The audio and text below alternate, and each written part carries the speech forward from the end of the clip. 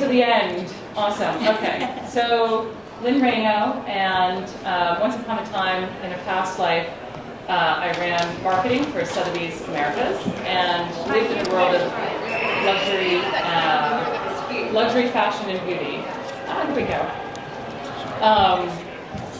I spent time at L'Oreal, and then went on into the world of SaaS and B2B and things like that. But it's been a minute since I was in luxury, and the big discussion we had at the time was, what role does digital play? And at the time, fashion brands and luxury brands and beauty brands were really afraid of digital. And today we see them really embracing it. And we have an amazing panel here of folks who have seen that evolution along the way in various forms and from various point of views, who can kind of help us understand it and talk about it and where things are going. So I think what we'll do is just abbreviate the session and allow everybody a minute to have a little conversation around it. Okay, so I'm going to introduce our panelists. Jen Kasper, raise your hand, Jen, at the end. So Jen and I just met a week or so ago, but she's amazing. She's a retail leader, brand builder. She spent many years running media for Macy's, and everybody knows that little brand down the road from us. And most recently was the SVP of media at LVMH. So she knows about how the digital role of media and where and when and how the brands can kind of reach their consumers and tell their stories. Todd Irwin, there we go, is Chief Strategy Officer and founder of branding agency Fazer. He's a repeat co-founder of branding agencies and has over 30 years working with big brands that you might know, like Verizon, Coca-Cola, Mercedes-Benz, Sephora, and Bang & Olufsen. Ameetess, Dira, who I also just met last week or so and have had great conversations with, is an entrepreneur turned global CMO. She's launched and scaled media platforms like Inc. in Southeast Asia and a women's platform called The Parent Inc. She's now the CMO at Petzey, which is a pet telehealth company, but previously led integrated marketing for Disney, the Oprah Store, and TD Ameritrade. So the next two panelists I've actually worked with directly, had the pleasure of working with directly. Mitra Amestoy is kind of brand storyteller extraordinaire. She's going to blush that I say that. She's currently the executive creative director for Lindblad Expeditions. Has everybody ever thought about taking a beautiful journey to the Arctic or Antarctica or something like that? That's Lindblad. They take you on the most extraordinary expeditions that you can think of. Before that, though, she was at Sotheby's for years, and that's where we worked together. I shouldn't say for years, just for a short period of time. She started running proposals there, and then ended up globally running all the kind of storytelling and branding for Sotheby's. So David Friedman, also a good friend for a long time and former colleague, is a founding partner of newly launched Forbes Banister International. It's the recruiting arm of Forbes.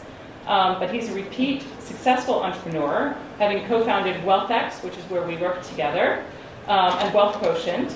He's an expert on kind of the ultra-high net worth market and advises some of the world's best brands on their kind of CRM and relationship management strategies. So very excited to have this panel together. See that we've got a few more people coming in, so that's amazing. I'm going to start off with the kind of first big question for each of you. Down at the end, we'll just come this way. Tell me about the importance of the digital experience in this category of luxury, fashion, beauty. Okay, big question. Especially since, and in listening to Brant talk, I was thinking a lot about how so many parts of what the digital world is about are paradoxical when applied to luxury, right? If luxury is about experience, it's about craftsmanship, it's often about material goods or experiences that relate to the material world. It's about scarcity in a lot of ways, whereas the digital world is about convenience, it's about ubiquity, it's about things that have to do with ideas that are in conflict or at least challenge the idea of luxury quite a bit. I think figuring out, at least where the experience I had at LVMH was about how technology, digitized technology, is enhancing the experience that a brand has with its consumer. So whether it has to do with elevating an experience in a store, providing more information or richer information about products, or about expediting or simplifying a production process that still goes back to the craft. I think there's a really fine line between thinking about how luxury is preserved and technology is not exploited in a way that erodes what makes a brand luxury in the first place. So things that keep me up at night. But and I think we'll talk about this, because I think there is such a thing and there's such a tension where, and a lot of people would argue that luxury brands have not moved fast enough to adopt technology, but part of that is because it would make luxury brands less desirable if they raced into it in some ways. So, debate. Yeah. I think it touches on that experience, right, the customer experience, and I think, Mitra, you think a lot about the customer journey and their consideration of what and how, and you live in the world of experiences. I do. Is this on? Can you guys hear me? Is that on? Maybe use the one next to you there. There you go. I don't know if that's on. That's the only one that's on. Oh, this one's on. Okay, great. Hi, everybody. I could respond, but I kind of wanted to build on what Jen was saying just really quickly, and how luxury brands don't necessarily move quickly enough. And I would talk briefly about period at Sotheby's from about 2015 until 2020, when there was a huge effort underway, digital transformation, website, online, content, all of that. And there were a lot of naysayers, a lot of old timers in the business. We don't need this, it's tacky, it's terrible, don't do it. But the company was moving in a direction, and we just kept at it. And I can say that when COVID struck and it was sort of going to be catastrophic for the business, if we could not very quickly pivot to being fully online, auctions, everything, we had done so much work to inadvertently be ready for that. And it was then taking the experience, a very physical experience of being in an auction room with an auctioneer, with art, and having to turn that into something that felt special enough to deserve, the moniker of evening sale and the environment for multi-million-dollar works of art, and how to take something that could be quite cold and impersonal and turn it into something that felt really rich and experiential. I think we had done a lot of legwork in order to make that happen. And the technology needed to be right, it needed to work, it needed to be real-time bidding with almost no delay and all of that. And I can say that it was very clear that if we had not done all that work leading up to it, just to get everybody used to this idea that this business exists online. And for that night, those few nights of the year when there's only a few people who can participate at this level, but now the whole world can watch online, it changes it a lot, and it does make it made it much more interesting and sort of gamify it for people on the outside. But I do think it felt elevated enough to, and you can all go on YouTube and look at videos if you're ever that interested, but it felt elevated enough for the people whose works were selling and for the people who were bidding. And so I think that that tension you were talking about is absolutely right, but it made me think that I have definitely been part of something where we were trying to move fast because the business depended on it. Yeah. And it changed the business forever. But I mean, just everybody in the back, is it true that luxury didn't move fast enough? I mean, maybe it was the right pace. I think it took a minute to catch up, and then it went very fast. I mean, luxury retail went slow at the beginning, and companies like, I started at Federated, so we moved really, really slow in getting like Macy's.com up, and that was like a snail's pace and a mistake with how they're now dealing with it. But luxury in general, I think luxury needs to move slow in one sense because of storytelling, right? Brand storytelling. Luxury brands have done the best job of telling the story. They are you look at all sectors of branding, right? Luxury companies do the best job. They sell image better than any other sector. right? So they have to take their time to create the image. I mean, technology moves really, really fast. Right. There's a balance. I have to think that luxury brands maybe shouldn't have that reputation. I think though that There's a Is this- no. no, Right here. No, it's not. there you go. Hello, everybody. I think it's not so much the case that luxury brands sort of lagged and didn't do it fast enough. It's just they do it differently. So like you were saying too, everything I think in this world is about connection. So brand storytelling happens at every single level. The difference with luxury is that they have a different kind of story to tell. And I think because the world is changing so rapidly, there's also a new generation of luxury consumers that consume content or do their shopping journey very differently. So the brands, luxury or otherwise, kind of needs to meet them where they're at. So I don't think the brand storytelling is necessarily diminished. It's just the delivery mechanism of these stories are just delivered differently. Consumers experience it differently, and I think a lot of amazing brands, luxury brands, have done a tremendous job at leveraging technology to create those memorable and meaningful experiences. Like LVMH, for one, I think is one of those brands that have, done quite a bit. Like Louis Vuitton is on the Aura blockchain consortium. Like, there's a lot of different luxury brands that I think leverage technology in different ways to provide those very memorable, luxurious experiences that this new generation of buyer, 80%, I think, or like 78, 80%, according to a McKinsey study, said the shopping journey of a luxury consumer actually starts online. So if you're not online, you won't even be discovered by the new buyer. Right. So part of the so while I'm a technology data entrepreneur in the wealth tech space or wealth data, I also have a master's in philosophical theology from Yale Divinity School. So part of the challenge here is a philosophical question. So everybody's talking about luxury. We don't have a common definition of luxury. We don't have a common definition of luxury consumer. So, and my favorite quote on luxury was Mark Twain, who said, "Clothes make the man. Naked people have little or no influence in society." And the reality is, here's the paradox of luxury, and let me use the broad category. By the way, Brent and I are old friends. I've known him for a long time.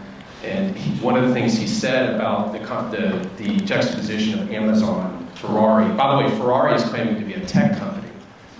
If you read the recent article about them and the way they're positioning themselves, right?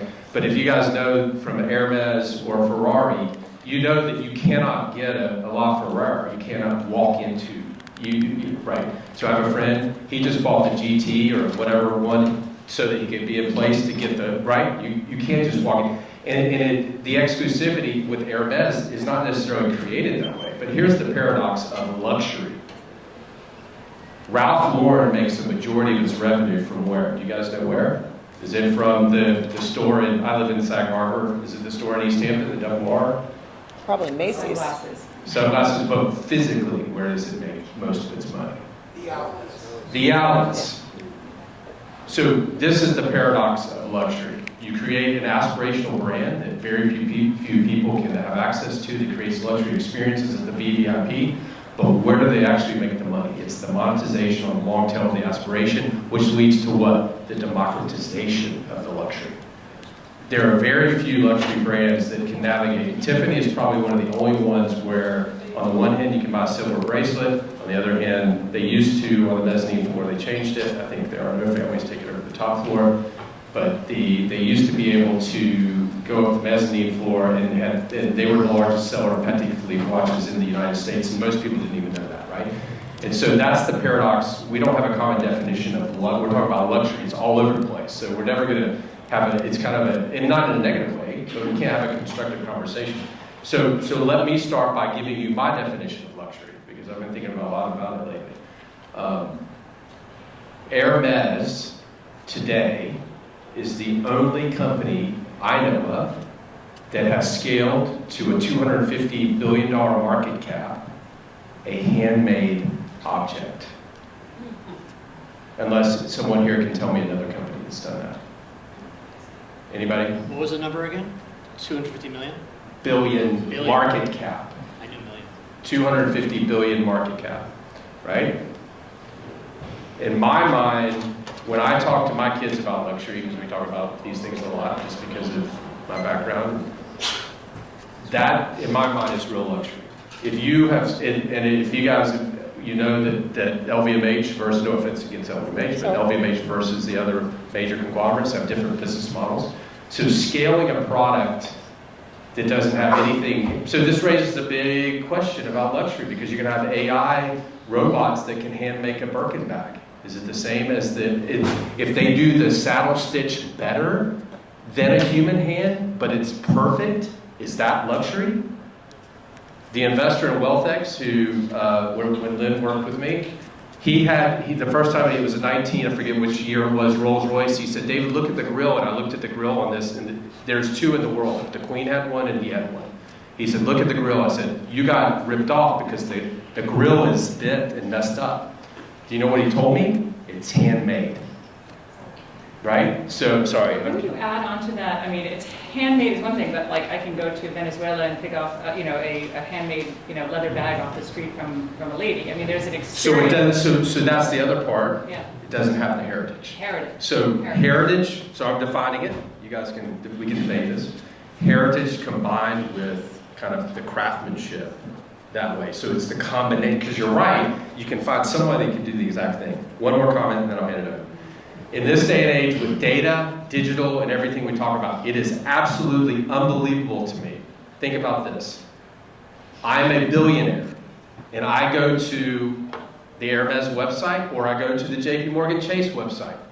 What do I see? I see the same exact thing as everyone else in the world. Nothing is configured for me. I have to click to get to the private bank or the family office group at JP Morgan website unless I'm logging into my account. Today in this age, with all the data, digital exhaust, everything out there, the presentation, think about it this way, the retail experience at a digital level is exactly the same. Now, there are new companies, new data companies that have pixels that when you come to the site, eventually, no one's doing this, but eventually the entire site will reconfigure to show you what's relevant for you, other than by a geography, which they have to be, right? But the fact that that is the way, and you have the ability to create a bespoke experience online for an individual person, aside from logging in, right? But that doesn't exist today. Everybody gets, it's a great level. Billionaire, high net worth, you're going to get the same experience when you come to the website, right? But that's the potential, right? So anyway, that's good. Well, then wouldn't that layer in the other layers? So I want to build on your point around craftsmanship and around, what was this? Heritage. Heritage. I totally agree with those. I would add in scarcity. Right. As to then narrow it further, and experience. And then the ultimate scarcity is one. So it goes to the personalization that you're describing. But I think you're getting at this in terms of how unusual it is to come up with this mix of things which makes a luxury experience so precious, right, and consequently so valuable, and where in many ways technology is antithetical to that, right? But there's so many definitions of luxury, and every single luxury brand has their own definition. Like craftsmanship, timelessness, longevity. There's luxury like Hermes, right, which is lasting, timeless craftsman. You buy an Hermes product, just like you buy a Louis Vuitton product, and you buy it because it's going to last. Like a Birkin bag lasts forever, right? So there's that timelessness. But what about affordable luxury? It's still luxury.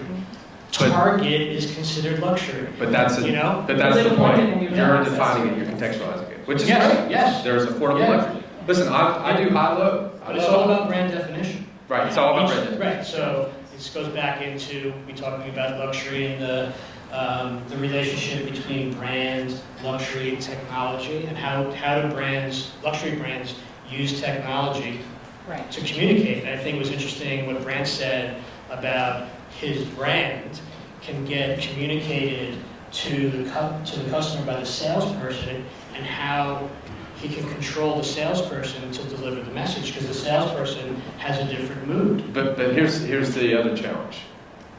Every luxury brand, and I know Brent for a long time. I love his vision. Right. By the way, that carries down and that carries into the culture of the brand. Every luxury brand creates. You can't buy on your own. Never forget experiences. They all do it. If you don't do that, you're not a luxury brand. So they're all creating these incredible, bespoke, unbelievable experiences for their VIPs, or whatever they call it. They all have the same different category, right? So what is it that differentiates, for example, on that front, having your VIP? Now, Brand said something interesting. We have blackout. Okay, that's part of the value that he's communicating in his culture, which is we're not going to do Instagram and photos within that. But that is a value. That's not something inherent necessarily, or maybe he's pulling something out of the history of the brand and bringing it there. But that's not craftsmanship, heritage, or anything. That is a decision. Now, but it's a decision that can be replicated, right? Anyone can decide that. We're going to create a blackout version, right? So, if you don't mind, Yeah, go ahead. a question then going back to your example, Mitra, where you were able to sustain a business that was supported by technology at a moment in, what was thank God, a moment in time, but has transformed the business. Then it's a question in luxury, is the technology piece a fuel, an infrastructure, right?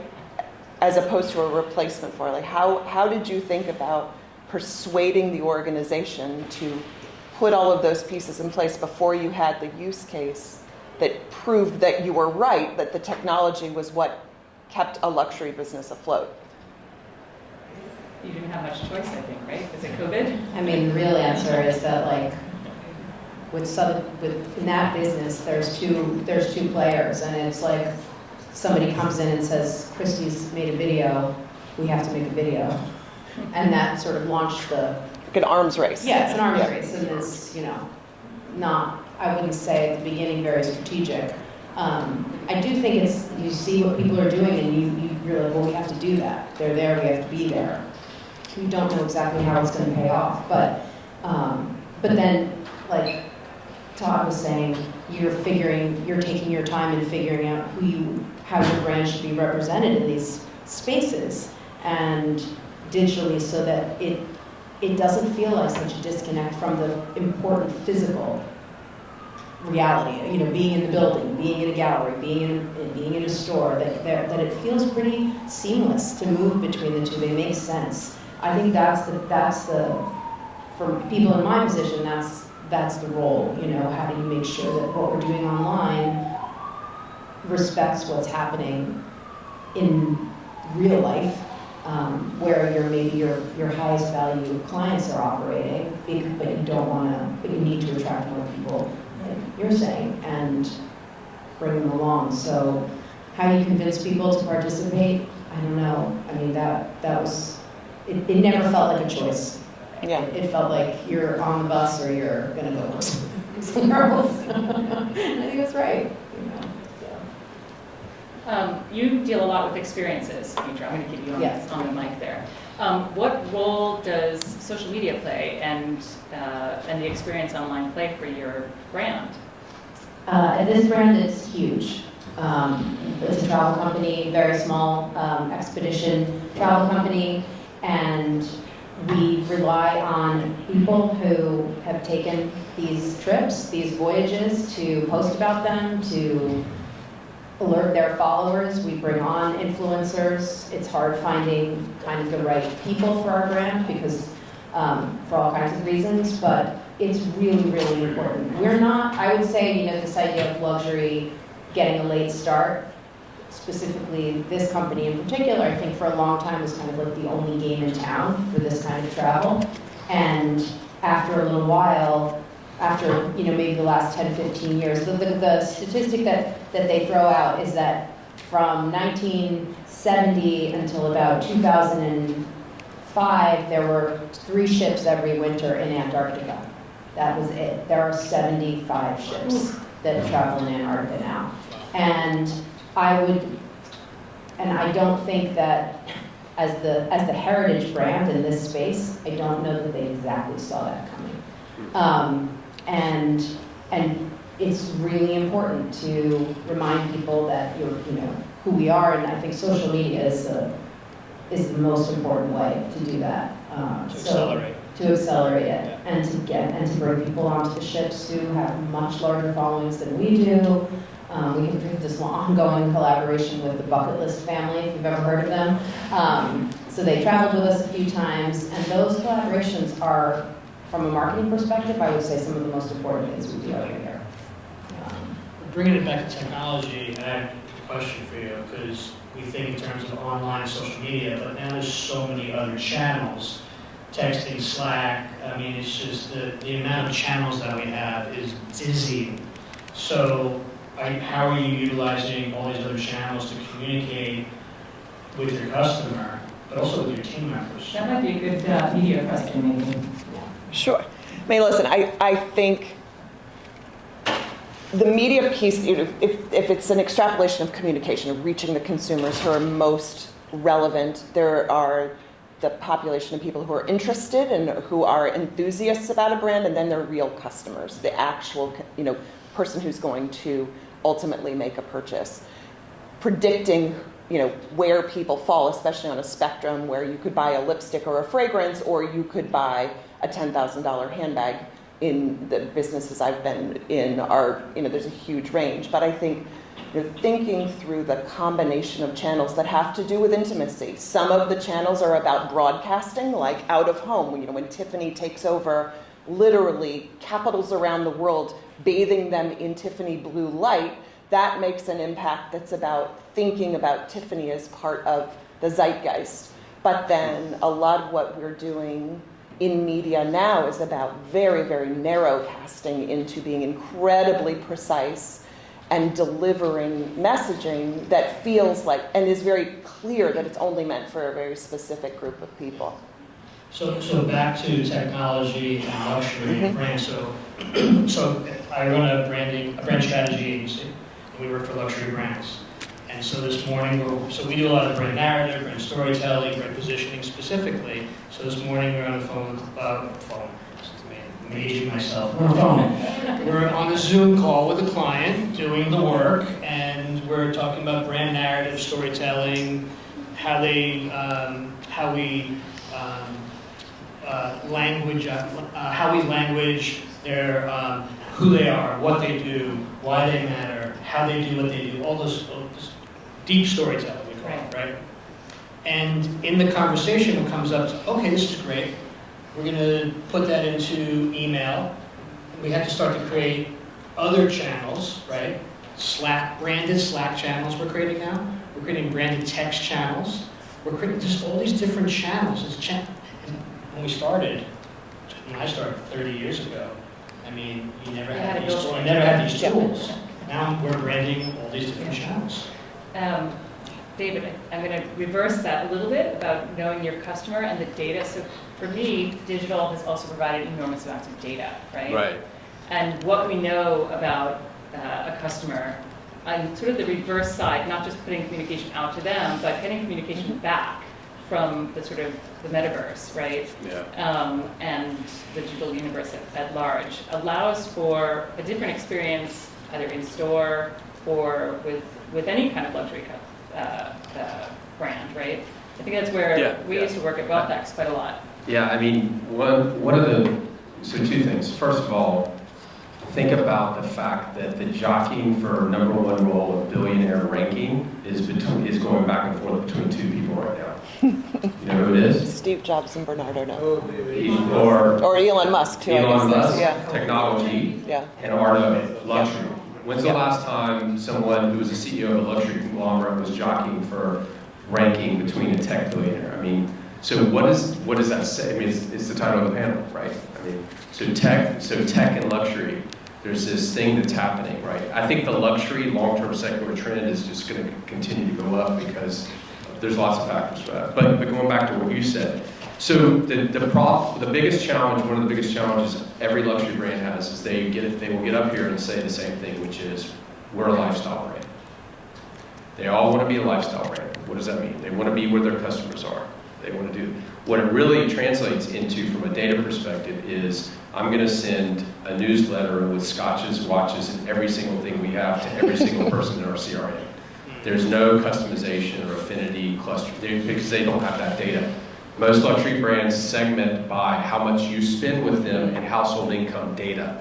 And that's about mostly what they know. Same for Amex, although Amex doesn't even know. They just know what you spend with them, right? But so at the future is taking the data Lynn's talking about, which is your passions, hobbies, and interests, and you getting something that uses AI to take your profile, passions, hobbies, and interests.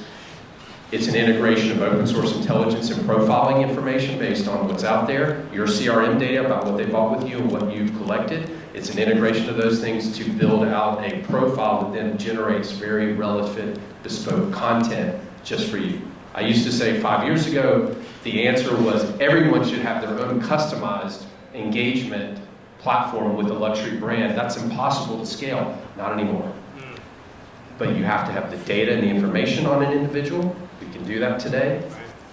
You have to have the ability to create a profile on that person that's real time based on what's relevant. We can do that today. And then the ability to have someone write that or something and send it out. All those pieces exist today. Not one luxury brand has ever done that. Yes. And scaling the personalization. Not scaling personalization. Everybody's scaling personalization in typical way. But a newsletter that goes out that's specifically written for me based on open source intelligence and information about everything about me, not just on CRM data. Interesting.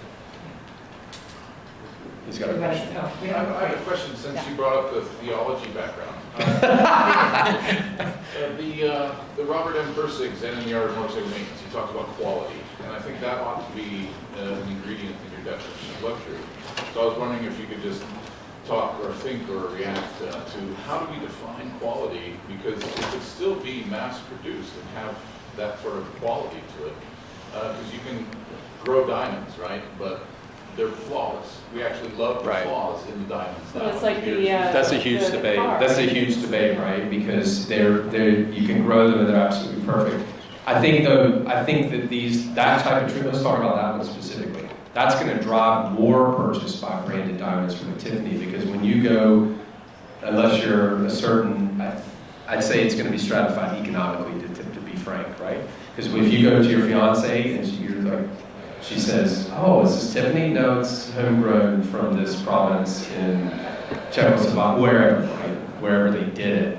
It doesn't have the same, it may be exactly the same thing, but the institutionalization of it is missing, right? But you're right, but I would say quality, I'm going to define quality differently than the actual physical intrinsic nature of the asset. I'm going to define it based on what we've said today, which is heritage. That means that it didn't start last year. It means for some reason people 100 years ago, Hermes and Tiffany, by the way, started the exact same year, in great irony. And if it wasn't for Napoleon III's wife, we wouldn't have either of the brands. She was the original influencer. Wouldn't you add values though in there, because it could be that homegrown diamond, right, the manufactured diamond versus the imperfect diamond, may have different value to a different person, depending on your own personal values, right? Maybe I don't want to be mining or have to source the truth of that mine. Yeah, that's a whole other layer, right? ESG is an entirely different layer, combined with also DEI and the culture of the company. So now you've got, we've got... It's a new dynamic. You've got values. Yeah, you've got ethics now. You've got ethics, right? You've got ethics. So so going to go down the panel really fast. Who has fully embraced, the digital world? This is very broad, right? What brand, what experience, what in your minds? Anyone? I think they all have embraced digital, right? Yeah. No one stops. You're done if who's done it the best. I guess Hermes has refused. you can't buy a Birkin bag, obviously, online. Right? Well, you can't buy them anyway. Now they're suing in California because of class action suit, because people can't get access to the Birkin bag. So that's going to be a whole nother fascinating lawsuit to see how exclusivity and luxury plays out within the legal field, because that's going to be a proxy for so many other issues in society, by the way. It's not just about the Birkin bag. So Birkin, I would say Hermes has resisted it the most, right? Because they're the one luxury brand where you can't buy something online that's a retail type pack, right? So I don't know, who would you guys say has done it the best? I think Burberry, just because of the depth of the experience that they've created on their site. On the brand side, I think Farfetch has really captured an audience when it comes to luxury retail. I think there's a lot of brands like that that are going, Mr. Porter, and I just bring that up because I'm a guy who buys, luxury clothes. So it's interesting, because I think they've done most adventurous that they've been risk takers, but their businesses are getting killed right now. The Net-a-Porter business is tough. The Farfetch business is teetering on the edge of bankruptcy, and Burberry's really struggling. And I think it's not because of technology. I really applaud what they have done in taking risks that the rest of the categories perhaps benefited from letting them go first.